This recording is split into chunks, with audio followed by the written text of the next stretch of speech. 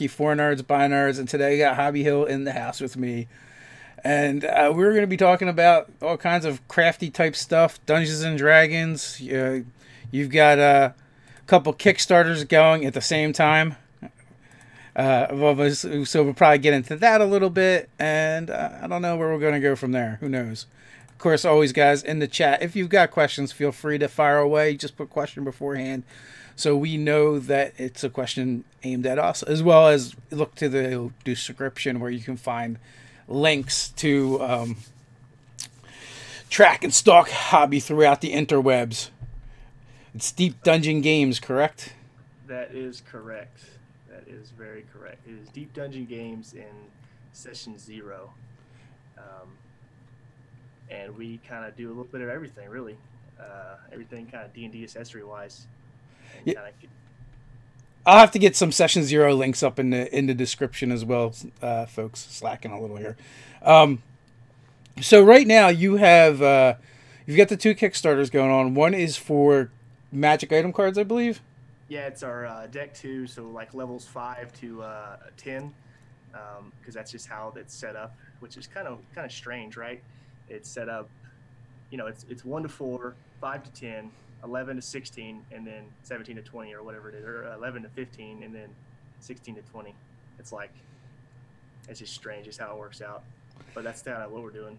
So with the cards, is it magic items you guys have created for the game, or is it stuff that's already existing in SRD, some combination thereof?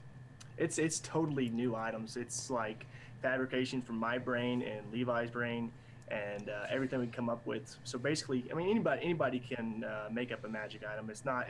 I don't think it's very hard to do.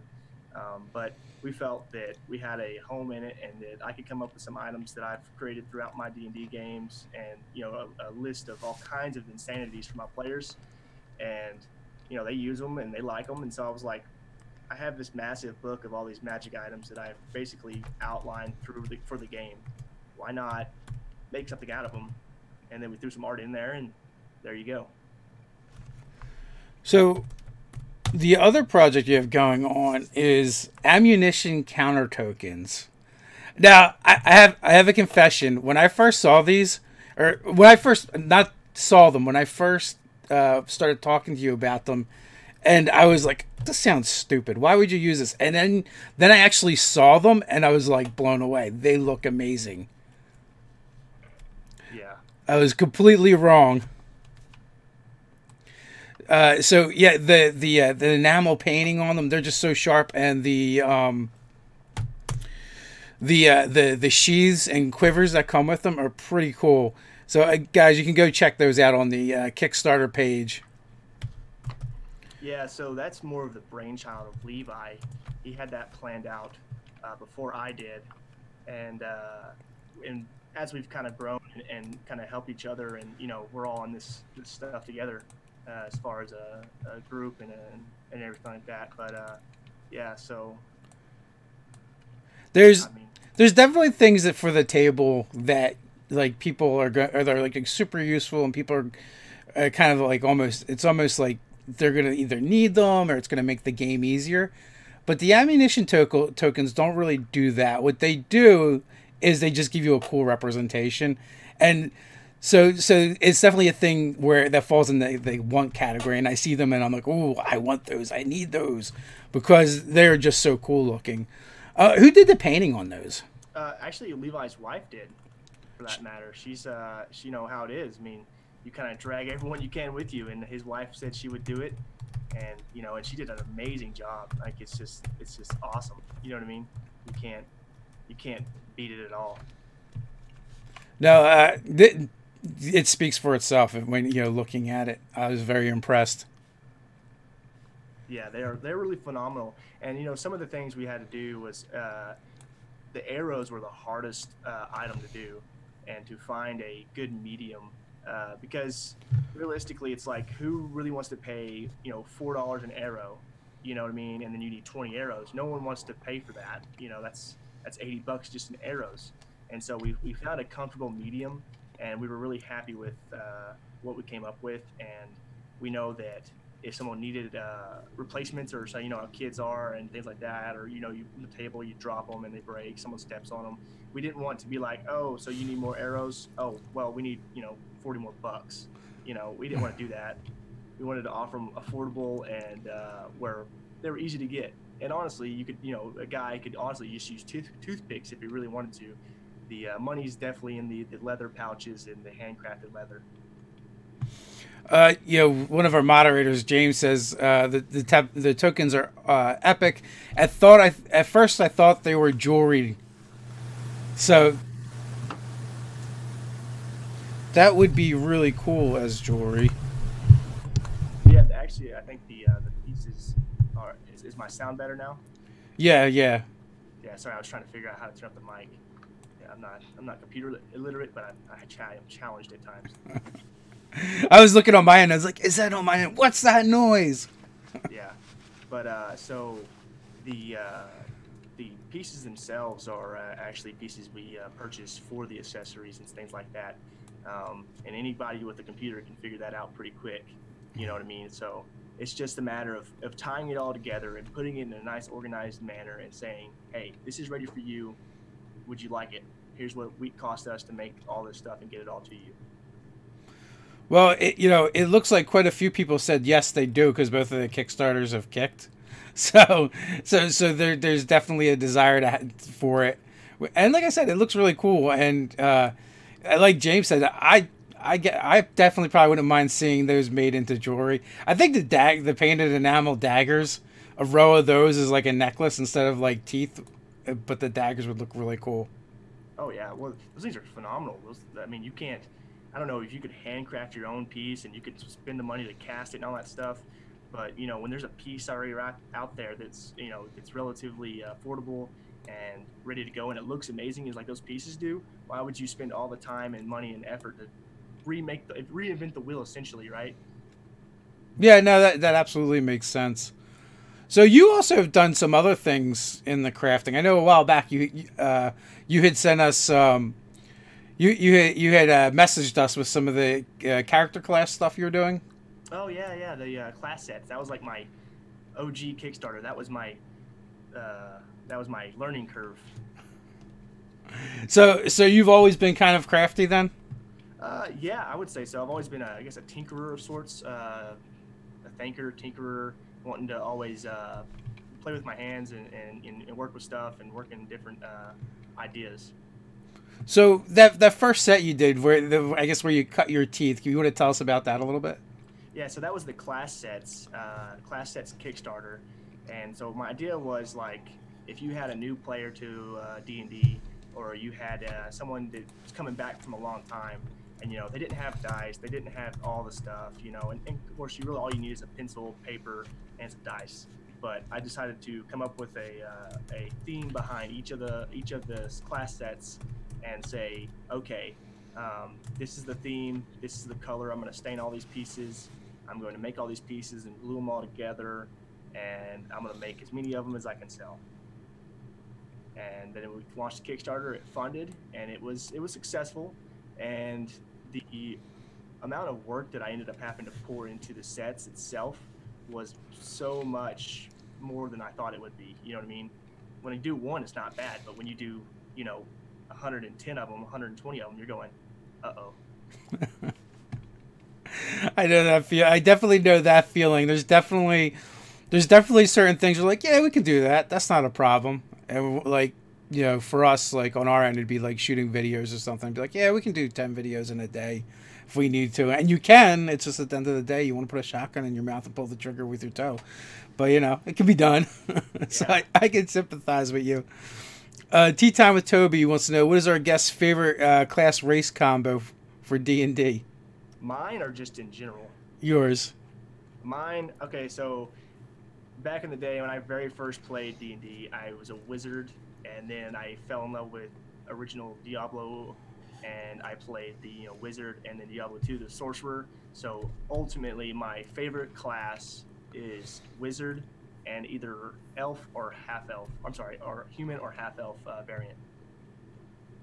Oh, nice. So, are you getting much gaming in nowadays? Because also you're just finishing up finals today, aren't you? No, I actually had my first final today. Oh, okay. I have 3 more Starting next. finals, I should say. That's what I meant. Yeah. Yeah. So I have 3 more finals next week, and I also work full time and have a family and all that insanity that I do, and then run a business in the meantime. That stuff is definitely takes up time. So with all that, do you actually get much gaming in? Yeah. So at one time when we first started playing, me and some friends, we first started playing. I was like, hey, I'm gonna run a game. Let's do this. And I like called a few people that I hadn't talked to in like a year or two. You know, one of those guys you see on the street and you just kind of wave and smile at, and that's about all you really do. And I called a few of those guys. I was like, hey, this is what I'm gonna do. You guys want to play? And overwhelming number of them was like, yeah, let's do it. So I had about 6 people. We started running the Rise of Tiamat, and we finished that campaign pretty well. And I'm sorry, Horde of the Dragon Queen, and then Rise of Tiamat. And then we finished that, and then I took a break off. We kind of did some other stuff with D&D and stuff, and then I came back and I made my own entire world, and now we're running through that right now. And we play about once a month. We play, I don't know what the average session is, but I would say the average session is probably 3 hours, and so we play about 5 to 7 hours on average. So we probably play 2 or 3 sessions a month in time wise. So yeah, and that's like kind of speaks to like the coolness of this hobby. When you're like, you can just gather up a bunch of people you haven't really talked to, you know, in over a year and be like, you want to do this thing? And everyone's just like, yeah, let's do the thing. Yeah, no joke. And we've had people come and go, like I'm sure all tables have that. Yeah. And we've had friends that, you know, even we had a friend that moved. We had a couple guys come in and they showed up for 2 sessions and never came back, and stuff, you know. And it is what it is, and you know, no hard feelings. It's just a game, and we keep playing. And you know, if they ever show back up, then I'm like, hey man, welcome back to the table. Let's either roll a new character, or I'll try to think of some crazy, insane reason why your character suddenly needs to show up again. That's kind of like something that Ted touched on yesterday in the live chat, was the fact that the game he's running now has had more people leave the game than are currently in it. So, and I think we're at like a 5-person table and we've cycled through like 14 people or so. It's just the nature of D&D gaming and, you know, life.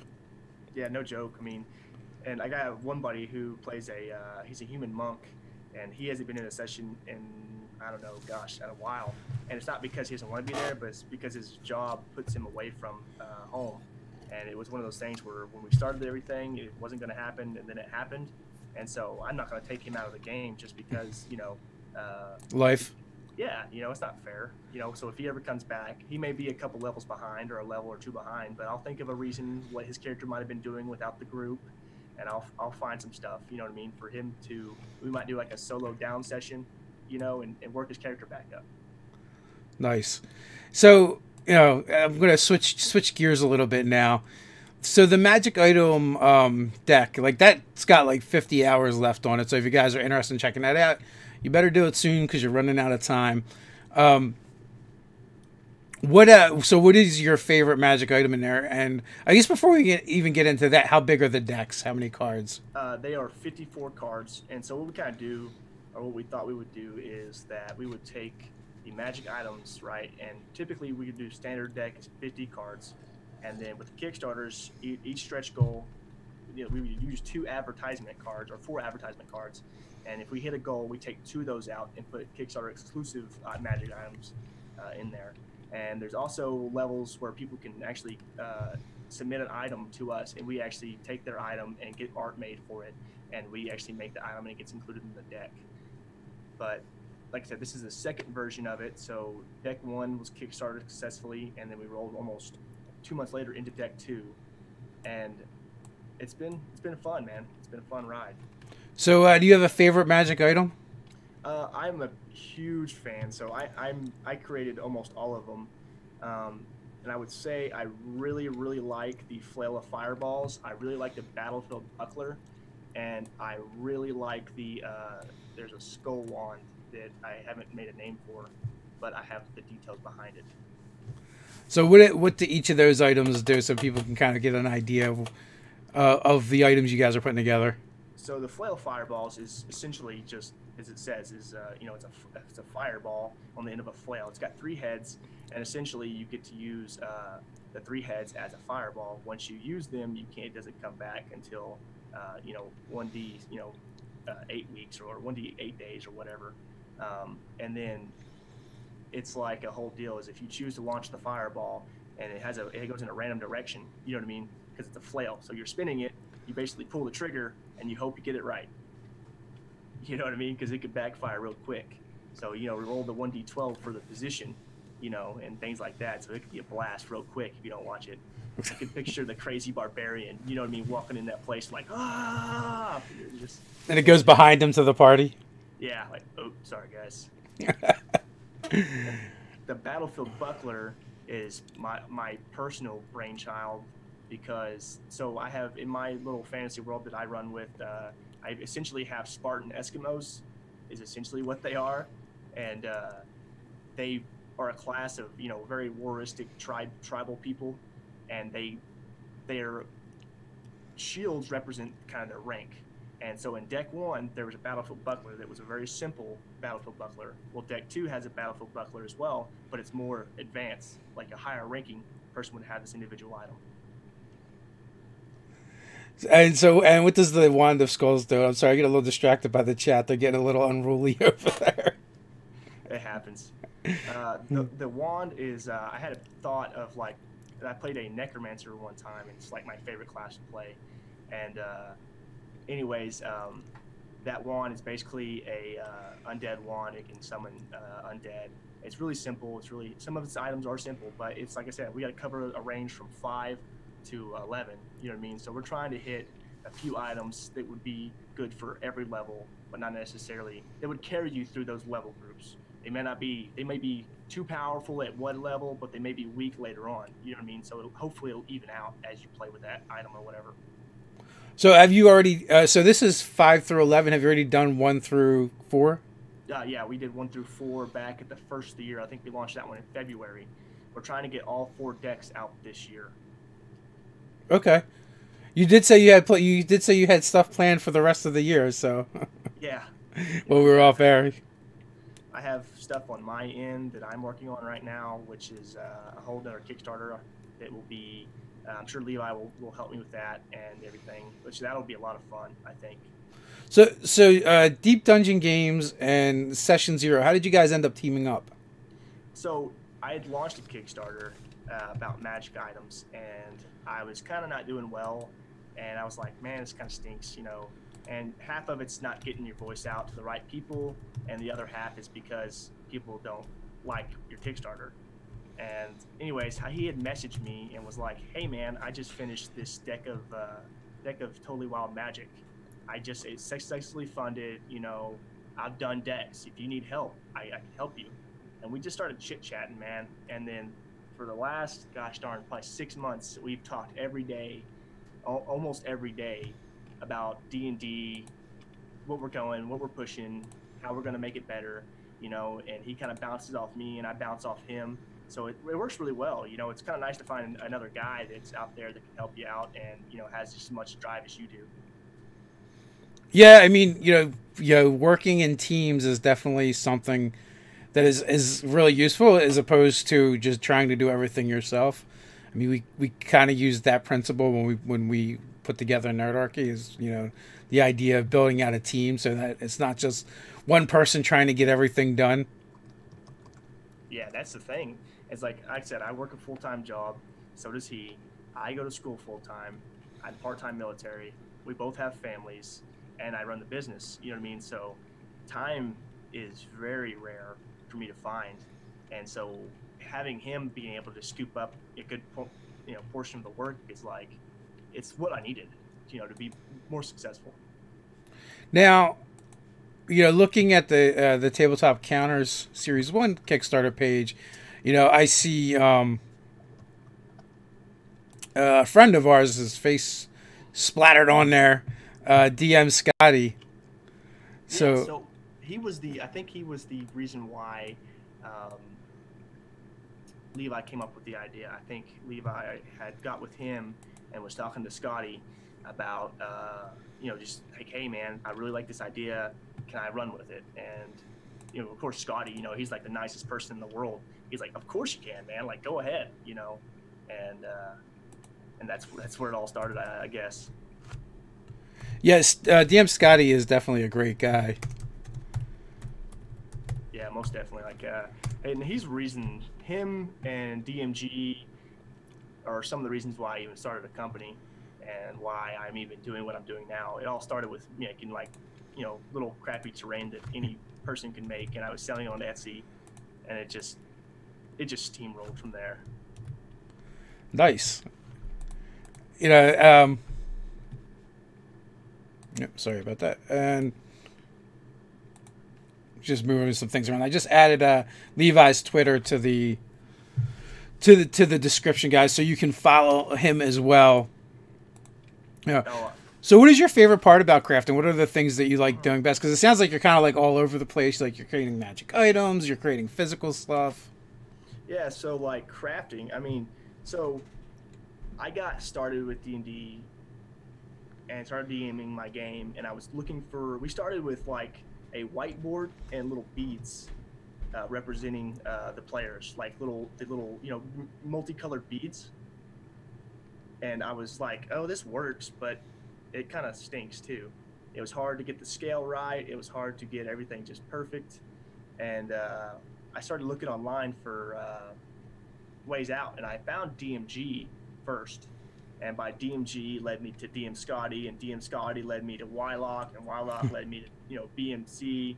And it was just like this insane world that I didn't even know about. And it was like, wow. You opened Pandora's box.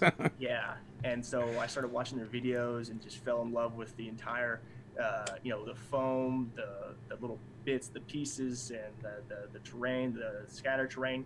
My favorite thing is scatter terrain, because the worst thing I hate making is a piece of terrain that I can only use once. It works, but what do I do with it after that? Yeah, that makes sense. Even when we're creating stuff, like whether it's a physical thing or whether it's a piece of content that you want people to use in their game, that's definitely something that comes up. Like even for us, we're talking about making different things, and I was like, no, Ted, we can't do that. We already did something really high level. There's only so much use for that stuff. We need to let it breathe for a while before we can revisit that. Yeah, no joke. So Josh, and there it is. Josh had a question, which is a terrible question for Nerdarchy, but I'll throw it out there anyway. When using a module, how much of the local details should you front load on your players? The reason why I say this is a terrible question for us is because if you pay attention and listen to us, you'd realize we don't use modules at all.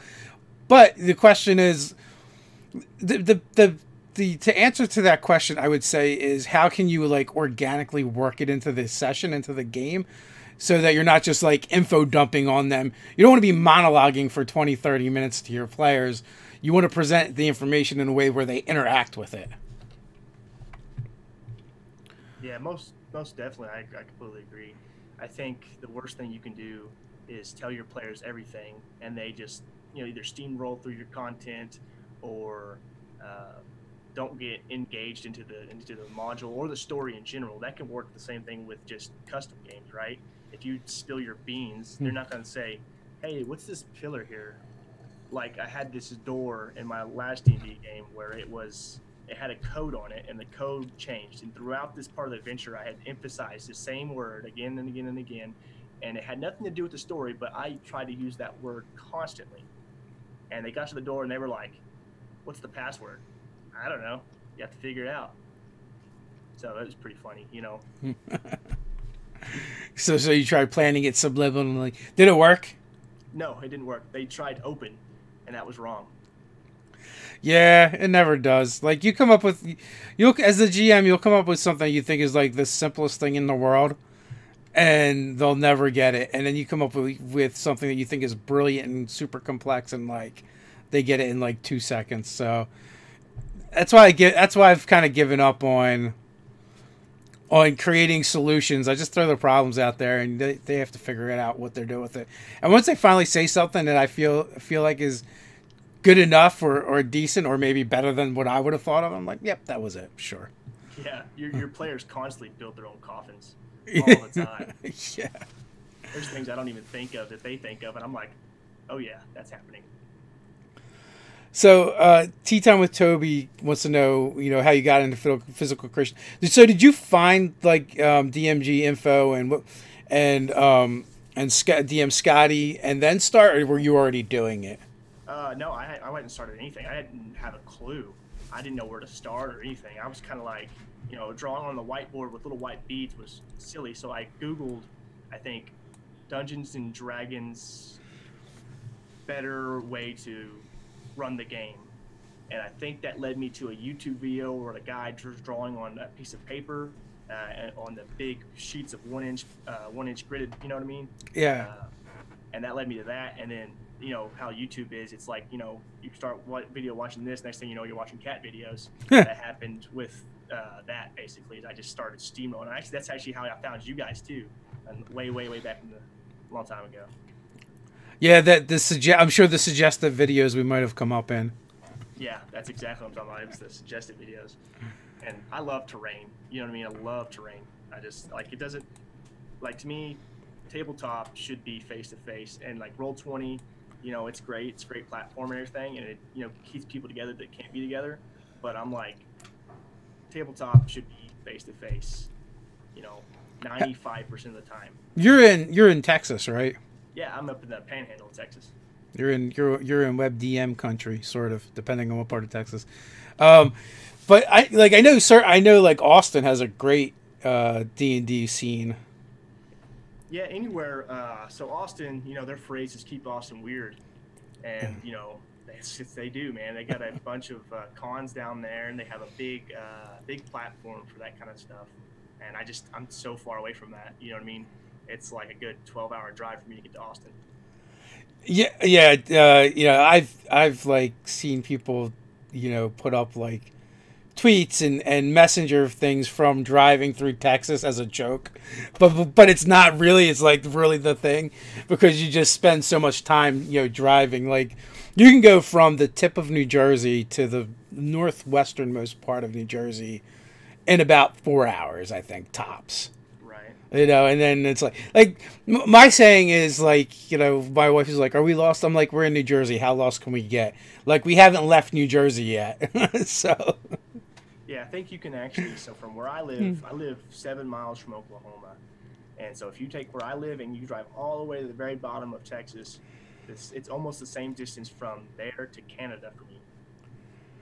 Oh wow. Yeah, so that tells you. I mean, that's just how long Texas is. Yeah, they should have definitely broken that up into a couple states or something. Yeah, well. It's just absurd. Well, that's also why they built out and not up. This is true. Yes, it's true. I mean, New Jersey, New York, they go up because they can't afford the land. So yeah. You know what? That's fine. We paid for the land. We're just going to go up. Yeah, pretty much. Then you get the Tower of Babel. Do you want the Tower of Babel? This is how we get it. That's how you bring Jesus upon you. Do you want Jesus upon you? Nobody wants Jesus on them. So Cody Sams, seeing as how your Kickstarter says you want to cut down on boring math, do you cut other things like rations and spell components from your games too? Any other tips to cut down on other math in the game? No, they just build pieces that you put on the table and you got to pay for them. Yeah, we've talked about that, where we want to be able to do that too. It's like crawl, walk, run kind of mentality. You know what I mean? It's we got to start here. We got to figure out if it's going to work, if it's going to sell, because that's kind of what Kickstarter's for.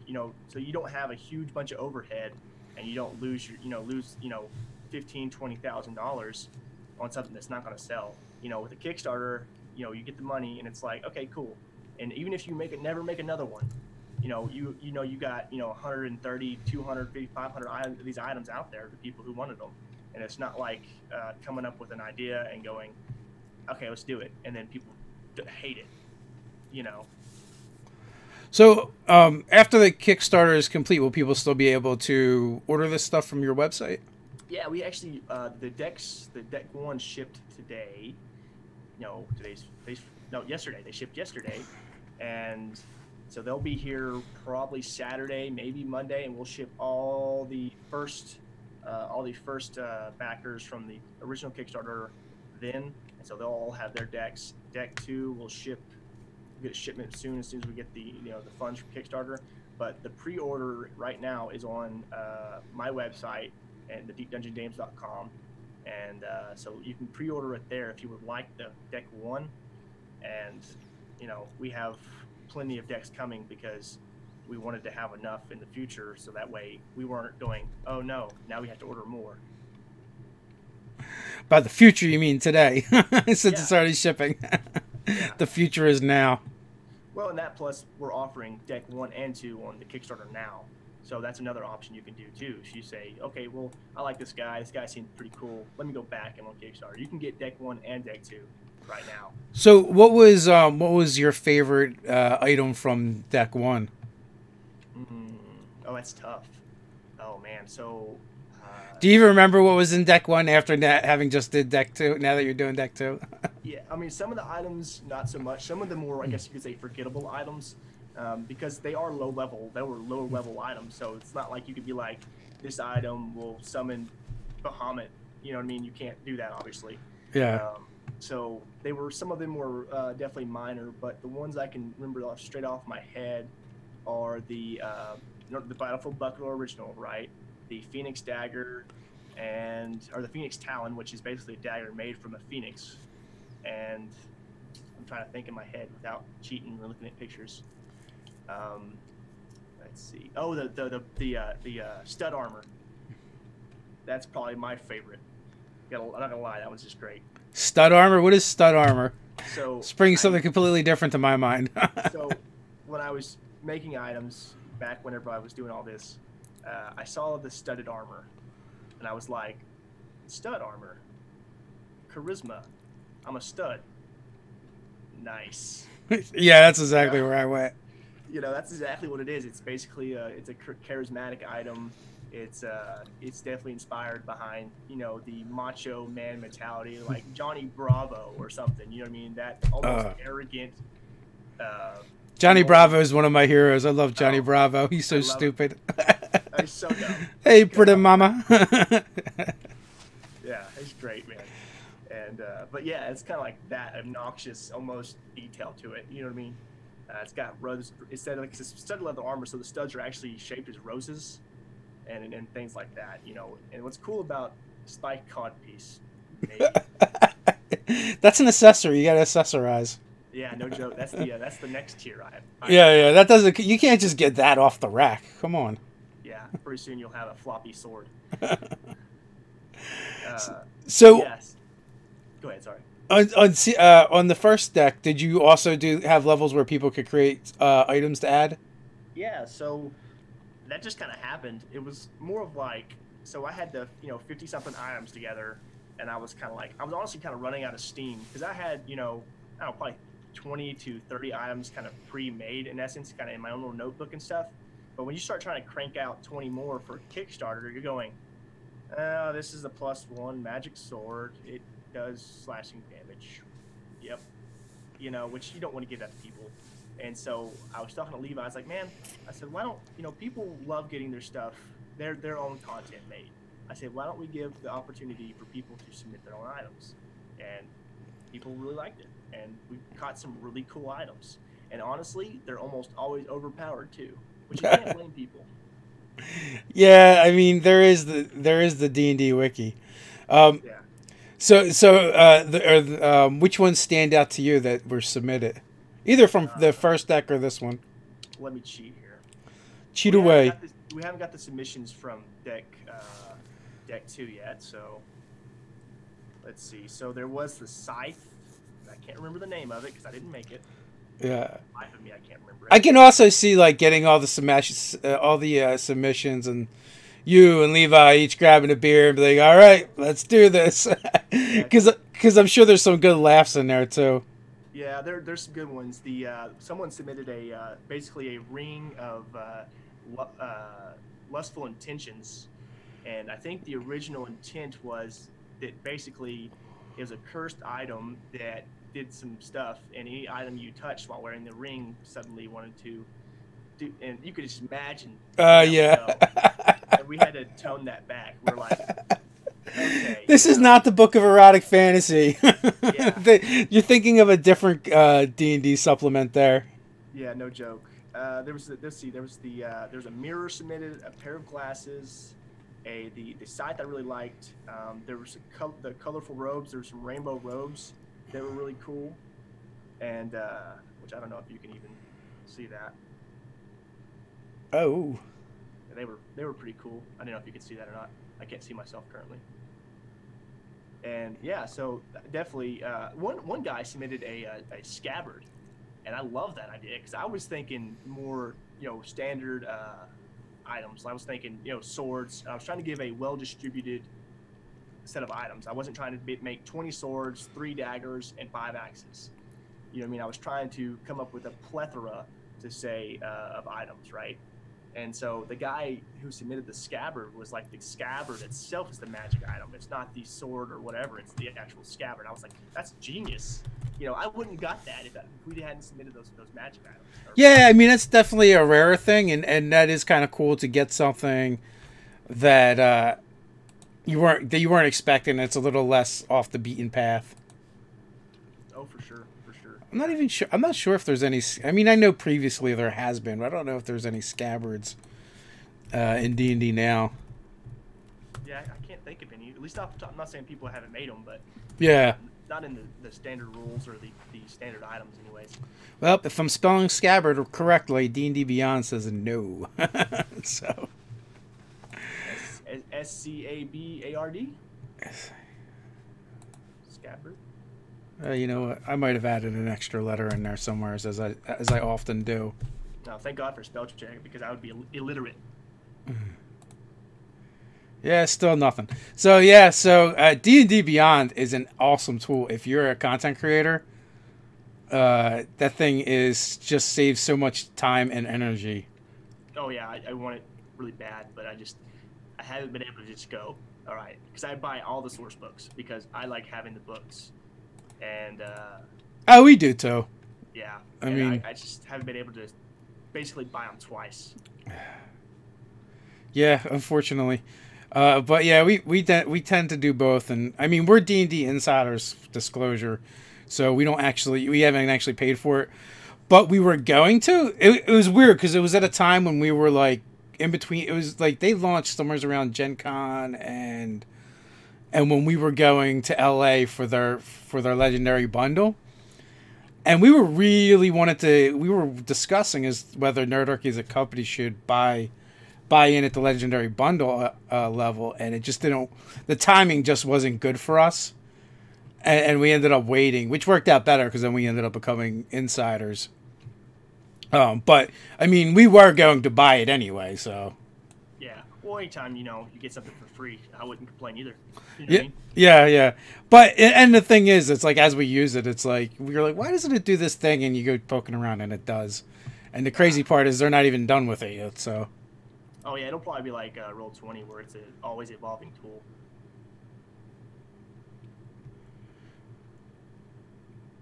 Oh, so let's see. James Lester says D&D Beyond's only listing Quiver of Alana. Yeah, which is familiar with that one. Efficient Quiver, not familiar with that one.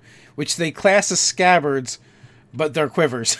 So, yeah. I could see them being like, apples and oranges. You know what I mean? They're the same thing, but they're not the same thing. Yeah. No, but that's always cool. Plus, like, I actually like that idea for a magic item because then, like, it's also would make a great set. Like a specific sword and that came with a specific scabbard. Yeah. Or you could find one and then like after you start researching it, you realize this is part of a pair, and then you can start looking for that.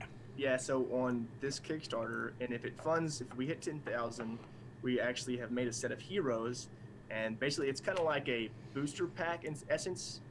And so all these items will essentially be it'll come with a 20 pack booster pack, and you'll get all of them, and there are sets of armors and weapons, like if you remember the old school Diablo 2, you know, you would find these legendary items and they would be of sets, and as you collected the set, you got more and more powerful. I I'm aware of them, but I stopped at Diablo 1. Ah, All my video gaming is pretty old. Like, people are like, Warcraft, I mean, and I'm like, you mean the real-time strategy game? right? Yeah, no joke. And StarCraft, like, I almost came back for StarCraft 2, but, you know, personally, I actually just miss the real-time strategy games. Oh, for sure. Yeah, And I loved RTS. Command and Conquer. I did not play Command and Conquer, but my buddy was all about that. Oh yeah, that's where I think I played my first RTS was Command and Conquer. I can only do like one video game at a time. That's all. I only have room for one of them in my life at a time. Nice. Yeah, but so like what you were saying was like you can collect essentially that there's these 4 sets of heroes. You get 5 cards, 5 cards per hero, and they're all kind of like I went with the classic D&D team: wizard, fighter, rogue, and cleric. And so that's kind of what I, or no, maybe I did druid. Maybe I did change it up. I don't remember. And so basically, you know, you get the staff, the robes, the boots, and the circlet, and all these items basically become a super item as you wear all 4 of them. Voltron. They become Voltron. Oh, there you go. Yeah, basically, just a whole lot less gears. Once you get them all, you can form Blazing Sword. Our friend Anthony from Carver Fortress is in the chat. Back in the day, there was a scabbard that when you drew a sword from it, enhanced the first attack as a strong smite effect. I remember a paladin that went around with it and drew like Voltron, which that's what made me think about that. Right. Yeah. See, that's another thing is all the items I'm trying to make, I'm trying to literally not, you know, come up with something that's already been made. You know, I don't want to take anyone else's ideas and things like that. I mean, I'm pretty sure that 1d8 fire damage is 1d8 fire damage. You know what I mean? But I mean, I'm trying to think outside the box with items and come up with something that at least I haven't been able to, I've never seen in my lifetime. And I can't search for it because if I search for it, then I'm like, oh, you know what I mean? Yeah. Then I'm guilty. But all the items Good that call. I'm trying to make are just all just straight out of my head, or you know, inspired by some of my own friends or my own experiences in life and things of that nature. Like I basically made in the deck 1, there's basically a holy hand grenade essentially, and because each one of these cards has a small detail about kind of the background of the item, and basically dwarves made these holy hand grenades because of in my world they're not as magical as the rest of the places, so they had to combat it, and so they basically in essence made the holy hand grenade and it does, you know, like 3d8 or 2d8 fire damage and 1d8 piercing damage, basically shrapnel and the actual explosion, right? You know, and it's pretty cool item that I actually enjoyed from deck 1. Cool. So is a lot of this stuff getting used in your homebrew? Oh yeah, well, so they were used in my homebrew before I even had the cards. Are you guys using the ammunition tokens in your games? No, I don't have any yet. We haven't made them like in bulk yet. So I haven't. All the ones we had, we sent out as gifts, and we haven't made any more yet. Okay, that's right. They're all prototypes. You told me that before. Yeah. My mind is like a sieve. I'm sorry. Oh yeah, no worries. I get the same problem. Yeah. So the games you're playing in now, the games that you're running, you said that's your homebrew? Yeah. So actually, on the website, you can see the map. It's actually super gorgeous. I drew the map and all the stuff, and then I basically outlined it in AutoCAD and had it all set up. And then I'm just not super artistic, and so I paid someone to finish it and make it all artsy for me. Oh, nice. Yeah, it turned out really well. AutoCAD, huh? Yeah, man. I'm a engineering stuff. Oh man, I had that. I remember I had that class in high school. I was terrible at it though. Although I was terrible at everything in high school. Part of the problem was I didn't go very much. It definitely did not help the cause. Yeah, if I figured it out in high school, I'd be a little bit further along in things right now. You know what I mean? Yes, all too well. All too well. So what level is your game now? So my characters are right around 8 through 10. I think there's a couple guys that miss some sessions, so they're toward almost 9. And I think the average is 9, and I think a couple of them are level 10. Nice. So what kind of campaign are you running? So the campaign is I don't know how to explain like my campaign essentially, but the background of it is, when I created a necromancer, I was like, well, what's next for him? Well, he's gonna try to become a lich. You know what I mean? And I got to thinking into that, and it drew me to the phylactery. Well, no one ever tells you what a phylactery is. There's not really a good exact description. They tell you what it is, but they don't tell you what's like goes into the inside of it. So what I did was, I stole some stuff from kind of Harry Potter-ish, you know what I mean? Kind of the whole Horcrux thing. Right. Well, And, that wasn't exactly original, but well, so I don't know if yeah, you can call it stealing. but that's kind of where I was thinking with the soul and all that. So in my mind, the lich or my necromancer broke his soul 7 times, and basically that's what created the phylactery or the inner workings of phylactery. Well, there's certain parts of like what a person is. You have sin, you have virtue, you have the primordial, basically the basic elements. You have mystery, you have humanity itself, and then you have can't think off the top of my head, but basically it creates 7 gods out of that, and those main pieces of his soul became the 7 gods of the world, and of those 7, there's 7 more gods that fall under the I guess you consider high god, I guess you could say, and so they basically created the world that houses, in essence, a pocket watch of how he comes back. So in the very first campaign, he was basically getting his first into lichdom, and so he was kind of mad, kind of crazy, as I would picture anyone coming into undeath would be. And they beat him back into his phylactery. Well, they got sucked in with him, and now they're in his world essentially. Oh, that's pretty crazy. Yeah. So, and I don't know if any of them are listening. I think I've hinted and stuff, but I don't know if they know exactly. That would be a cool adventure to write as a module, pre-written module, where it starts like you literally start with the players fighting the lich, and then when they defeat the lich, they get sucked in. Yeah, that's basically what happened. So they had no information about the world. They had nothing. They were from a different world, and they were just like, where do we go?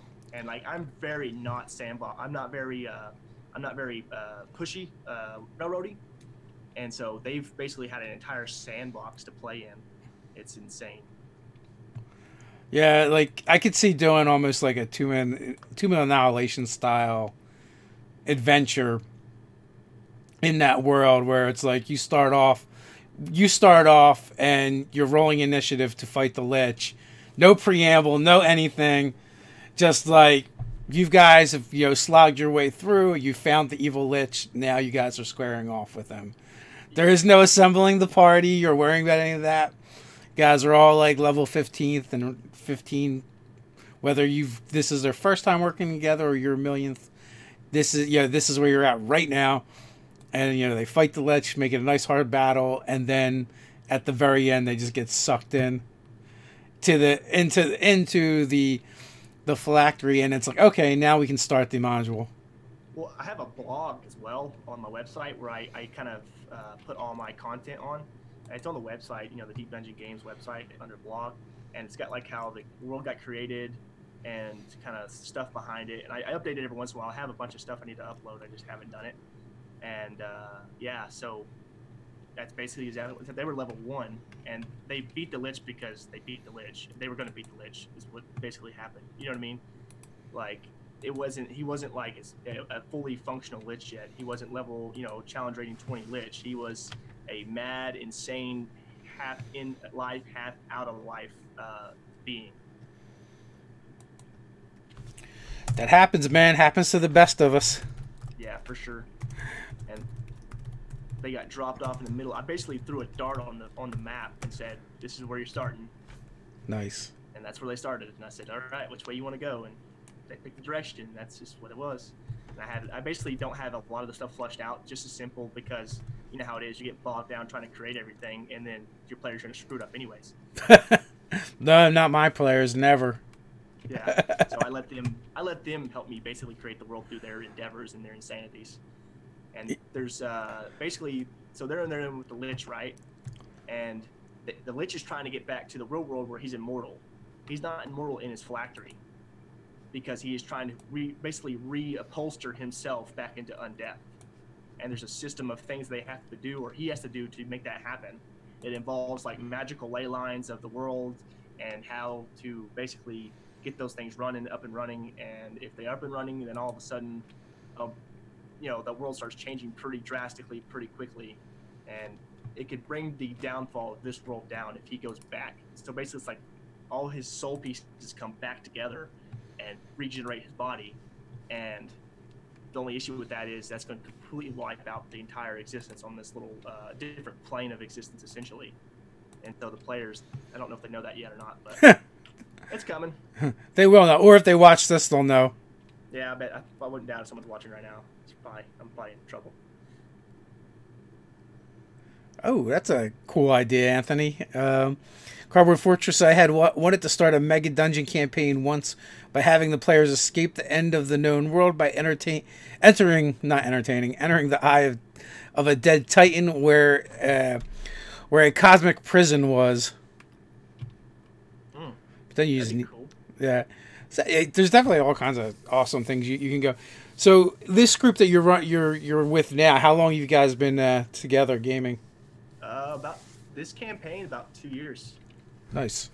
Yeah, it was like I said, we only play once a month, and we play for a good long while for that once a month. But because we all have families and life, you know what I mean. That's kind of what we do. We run actually a bunch. We run a couple of monthly games. Just because with time constraints, it's just hard to get together. It's hard to get together on a monthly basis, let alone a weekly basis. And we just like, somebody actually asked me the question on Facebook the other day. They're like, "What should I do when all my players don't show up?" I'm like, just play the game anyway. Yep. Because you're that's like the death knell to a group is when you're constantly like, oh well, we can't play this week because so and so is not here, or these two people aren't here. I'm like, if I got 2 or 3 players, we just play. Yeah, my only thing is like what aggravates me the most is when it's last minute. Like I could understand like if your grandma died or something, like okay, that's understandable last minute. But what I don't understand is when it's like, hey guys, I have this thing to go to. We plan this a month ahead of time almost every time. Yes. Like I don't care if you can't be there. That's cool. I get it. Life happens, but let us know like a little while before because I plan all the encounters or anything, based off kind of who I think is going to be there. And there's been a couple times if I hadn't kind of like change some things up because 1-2 guys couldn't make it or whatever, then there'd been a TPK just because they those guys weren't there. That part is tricky. I mean, there's the ebb and flow of the group in that way when people can't, like, there are certain circumstances you don't know, but when you're supposed to game and then like people either just don't show up or they tell you that day, it can be annoying. That's why I just don't plan material ahead of time. So yeah, like I literally try not to plan. I have like generic outlines of like everything that's going to happen and everything that's going to be planned and all the things that that's going on in the background that are not part of. But as the game evolves, like I basically kind of mark things out or change things because the path would change. You know what I mean? Like I've written out the timeline essentially, and then as they do different things as players, as the players and the heroes or whatever, and that changes the entire dynamic, and that changes the thing that the Lich has to do to get back into his undead form and become back into true immortality in the other world. What I guess one of the things we've done a lot of is just try and run episodic sessions, which I mean it does make it hard because like when you want to do something cool and kind of epic, it's hard to do that in a session. Usually, you're going to span several sessions. But, one of the things that we've done is we've been trying to do episodic sessions. So this way, when people can't make it or don't show, it doesn't matter as much, like, for the story that's going on. We always try and, like, have them finish up in town. Yeah. So one thing, I wasn't, I was the very first time I played. It was probably 20 years ago, and it was a real short session.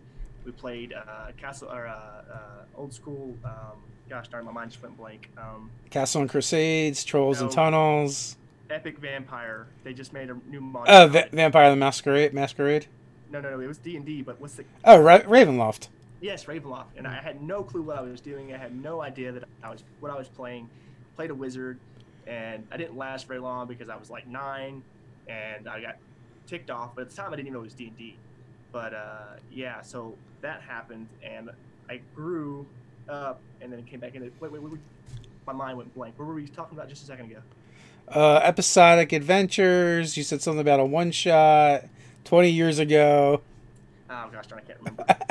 It was going to involve Ravenloft and Strahd. Yeah, well, that was the first time I played. And then, gosh darn, my mind just went crazy. But yeah, that was the very first time I played. And I basically, I was Gohan, I think, from Dragon Ball Z. Because I was a super fan of that stuff back in the day. And I shot a magic missile in the back of the guy's head. And I was like, what? Why would I do that? I wouldn't do that on purpose. He's like, man, you rolled low. I'm like, I don't even know what I'm doing. Yeah. But it was a blast, and I didn't even know it was D&D at the time until one of my good friends was like, hey man, I'm playing D&D. I'm like, oh yeah, I've heard of that. That's what nerds do, right? And he's like, yeah, you should try it. I'm like, I don't know, man. And I was like, I always felt like that was the last plunge. You know what I mean? Like into like ultimate nerdom, right? Yeah. Because I've always been a nerd, but I've always been kind of a closet nerd, I guess you could say. Like I played video games, and I've played, I always been like love fantasy, Harry Potter, Tolkien, Salvatore, all those guys. I love all their books, and I've always read them, and I just never really had the opportunity to do it. And then I finally just, I'm gonna do it, and it was like the most amazing thing I've ever done in my life. You know what I mean? Then you're a nerd. Bam, just like that, it happened. Yeah. Well, now the next plunge is LARP, so I'm not a nerd yet. Oh yeah. There's still the undiscovered territory. Yeah, there's still some future to behold left. Oh, that's funny. I remember like Ted and his friends were super into LARP, and we were, and this is gone back like 20 years, and we were waiting for my buddy to get done work or whatever, and we're gonna game at his house. So those guys like would carry their gear with them, and they started like LARP fighting in front of his house. And he gets over and he like flips out on him. He's like, if you ever fucking do that shit again, I'll fucking kill you. Kill you dead. Oh, that's awesome, man. Yeah. Even I would probably do it. That's a sad thing. I would do it at least once to say I did it. now I feel like I'm getting too old and creaky. Yeah, I spent some time in the military, man, and my body. I'm not old yet, but I feel it some days. You know what I mean? About 4 or 5 ibuprofen later, I'm fine, but it'll catch up eventually. Another 10, man. Another 10. It really starts setting in. It like 30 is when your body is. I think like 30 is when your body just starts dying, and by 40 is when you start to feel it. So it's a slow death. It is from from the minute from when we were born till they put us back in the ground. We just dying. Yeah, no joke, right? So we are coming up on the hour mark. What do you want to leave folks with before we head on out? I just want to say, anyone who supports us, it comes in, backs Kickstarters, buy something off the website, off our Etsy, and like we seriously, we appreciate it. Like I'm not a big company. It's mostly me and like a handful of my friends that I drag into hell with me that, help me out. And Levi's the same way. And we're trying to, make something that's different, that's unique, that's challenging. And the internet's full of assholes, and we still love you guys. And I appreciate all the criticism and all the work that you guys end up helping me with. And it always makes me better. And the last thing I want to say is I want to say thanks to my beautiful wife. Without her, I couldn't do any of this stuff because, you're a team, you're a fighting here. And if I had her to help me with the kids and life and things like that, then I would never be where I'm at now. True that. You definitely need some help in this thing. And you know what? The internet for the most part might be assholes, but fortunately, like our little spot on the internet is so much better than the rest of it. The D&D and RPG community is a really great place to hang out. And the Nerdarchy community specifically has always been really good to us, and it's very rarely do we get people that we have to block or send away or we don't want to be around. So for that I'm really thankful. Thanks for coming and hanging out with me today, Javi. You're welcome back anytime. Thanks everyone in the chat for hanging out with us. We absolutely definitely appreciate you guys. And today is actually Nerdarchy's 4th birthday, so we turned 4 today. Yeah. He's now out of diapers. Yeah, basically. Maybe. We'll see. We're a little slow. But with that, until next time, everybody, stay nerdy. I appreciate it.